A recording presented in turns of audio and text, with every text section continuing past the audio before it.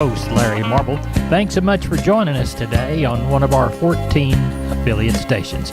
We're brought to you proudly each and every day by D&D Farm and Ranch. That's ddtexasoutfitters.com. Neighbor, let's take a look at corn, beans, wheat, and cotton from yesterday. Tuesday corn futures rallied 4 3/4 to 8.5 cents across the front months. March prices gapped higher to start the session on a hard open and stayed elevated all day. Futures ultimately closed 3 to 4 cents off the daily high. Soybean futures took off on the hard open to start the short week. March rallying 38 1/4 cents initially. Meal prices closed red to start the week with losses of anywhere from 3.20 to 3.50. Chicago wheat futures ended the Tuesday session 1 to 2 cents in the red. Prices had rallied double digits at the start. KC wheat futures stayed in the black, but the gains were limited to 1 1/4 to 4.5 cents at the close. Cotton trading began the short week with triple-digit losses past the March contract's 97-point drop. The other nearbys fell 100 to 146 points. Neighbor, there's a look at corn, beans, wheat, and cotton from yesterday. I'm Larry Marble from Down on the Farm. We're at the kitchen table, and I've got RD from D&D on the line. And I understand you've got some special for us, right, RD? Yes, sir. Hot weather's dying down, but we still have some warm days left before the cold sets in. So we're putting some of our water troughs that people have been using as swimming pools on sale. Our 8 and 10 foot troughs. Now, your customers can get these for a good $800 on the 10 foot by 2 foot deep round water troughs, and 8 foot by 2 foot deep for $450 when they mention this ad. Now, if you don't need it for your swimming pools, your cattle and livestock can always use a good water trough too. RD, tell everybody how to get a hold of you at D&D. You can reach me here at D&D at 830-379-7340. My extension is 161. We're on the line with Sean Geiswhite. Sean, I know that you're looking toward the new year. Yes, sir, we are. Looking forward to it, and hope everybody had a Merry Christmas, and looking forward to a better 23 than 22. Good. Have you had any moisture since you and I spoke last? No, last week it was, it was kind of dreary and drizzling and stuff, but not a whole lot of measurable moisture, Larry. We had a lot of cold weather there, a little cold snap. Other than that, it's been pretty quiet. Good. Now, I guess that'll put a little bit of condition on the livestock as we approach sheep and goats next Tuesday, cattle on Wednesday. What are those sales looking like to you from this vantage point?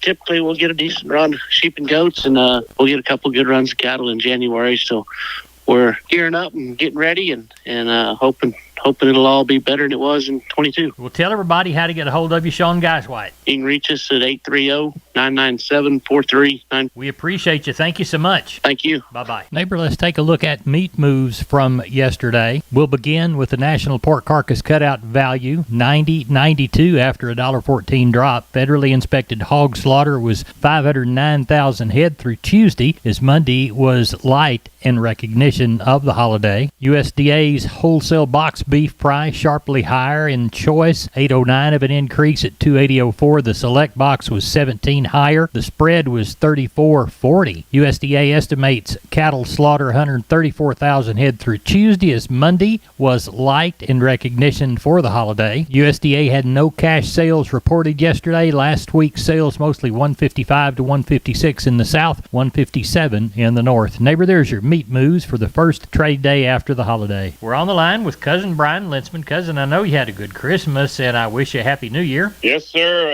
It's you take a couple of weeks off and you kind of just get back to doing your normal stuff. So, heck, we've made some sausage. We've kept the breweries in business. Had a great Christmas. Just kind of going back to your old German roots. So that's what we've been doing here the last week. Yeah, what I had a hankering for this week was Parisa. I tell you what, a lot of people, they do.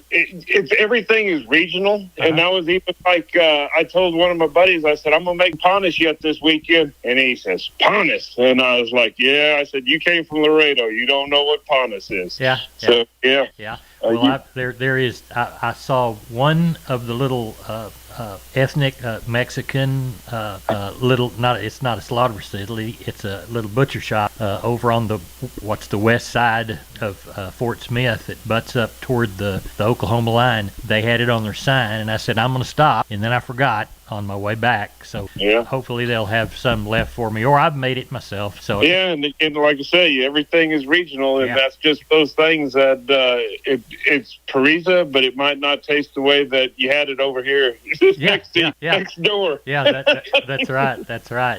What did the cold weather do to your wheat and oats? Well, that's what some people, they got in there and they had to graze their oats ahead of time, and some people didn't. And I tell you what, the people didn't graze their oats. It's looking pretty sad. The wheat's looking good, but it was just the wind. Yeah. I mean, it dried everything out. I mean, everything wind burning chapped right now. Yep.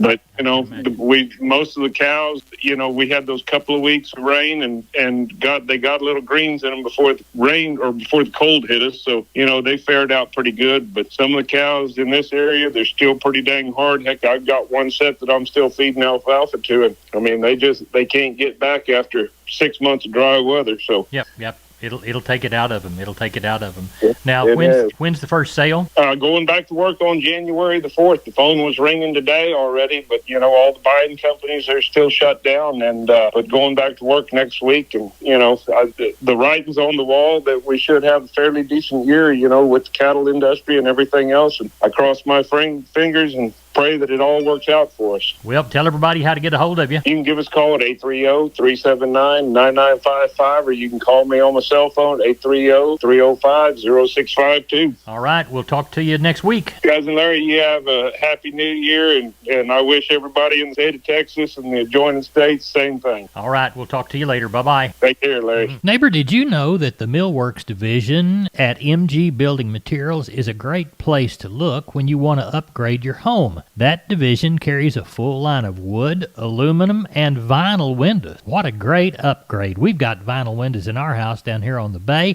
and they sure are pretty from the inside and out. The possibilities for those upgrades are endless with the help of MG and their 5 locations. They've got one in San Antonio, got one in Corpus, got one in Uvalde, got one in Kerrville, and they have one in Pleasanton. That's MG Building Materials. Neighbor, it's time to get a hold of Leo Casas. Leo, how are you today? Doing good, Larry. Well, I know everyone had a great Christmas. I know we did. We've been busy shipping lease bulls out. I'll tell you, if any of your listeners are interested in purchasing or leasing some bulls, need to let me know as quickly as possible so I can reserve them. They're going fast. We're shipping out 2 or 3 just about every day. So let us know. We've got all the popular breeds available, mainly Angus and Brangus. I can be reached at 361-362-5863.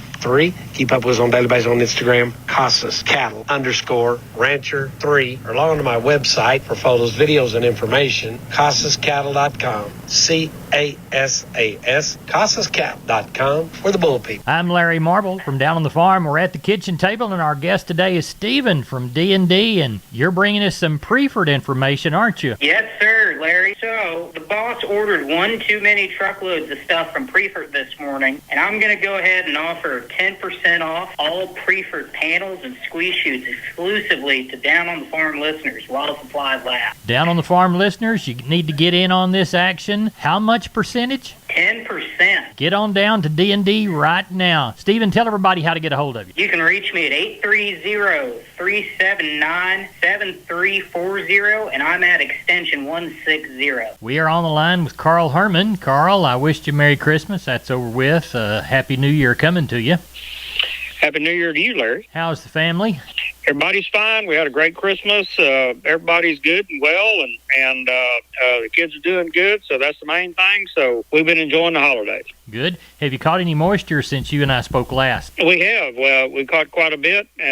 Everything's really good. The tanks are full and got a lot of ground moisture, and we look for a great spring. Good. Y'all got a lot of cattle to offer come that first sale? Yes, sir. There's a lot of people have been calling already this week. You're going to have a sale this week? You're having, that kind of stuff. Right. And after the first of the year, we're going to have a big sale. A lot of people have been waiting and holding cattle for the first sale after the year, so we look for a good one. Well, Carl, tell everybody how to get a hold of you if they're looking for a good one, too. You bet. 979-820-5349 is my number.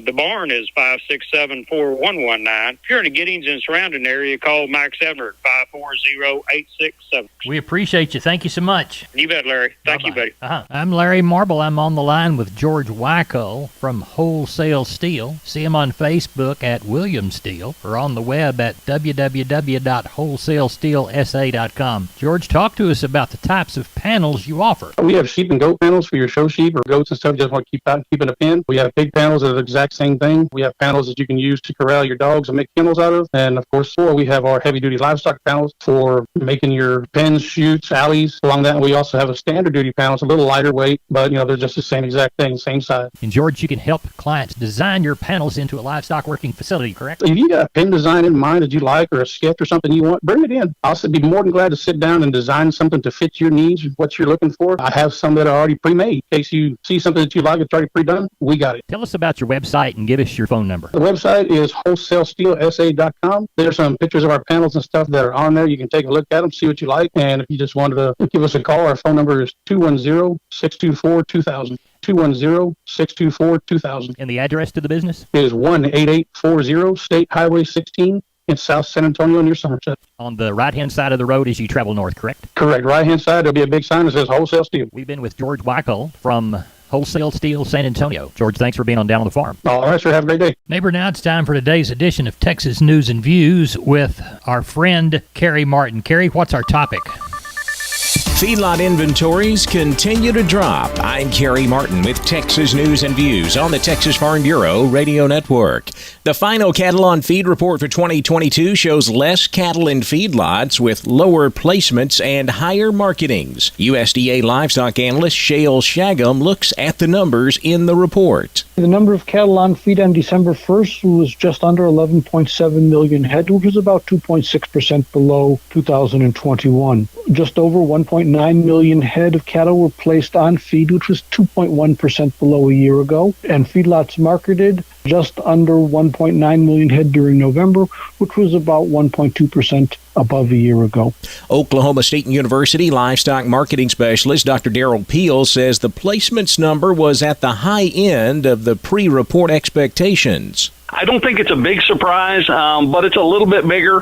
But the bottom line is the on-feed inventory is still coming down, and that's probably what's most important as we go forward here into the new year. And that is helped by the large number of cattle feedlots are marketing. Yeah, exactly. We're continuing to market cattle in a very timely pace, and as we start to pull these numbers down, obviously, numbers are going to get tighter going forward. Obviously, marketing will come down simply because there won't be as many cattle at some point in time. But right now, we're moving cattle, and this contributes to the fact we're going to end up the year with record beef production in 2022. Slaughter and beef production on a weekly basis appears to be moderating a little bit. I think we're kind of turning that corner, if you will. We're still moving cattle at a pretty brisk pace out of these feedlots. Peel says this is the third month in a row that we've seen placements drop less than a year ago. The cattle industry got some good news last week when it comes to cattle marketing. Congress passed the omnibus spending bill to fund the government for the next year,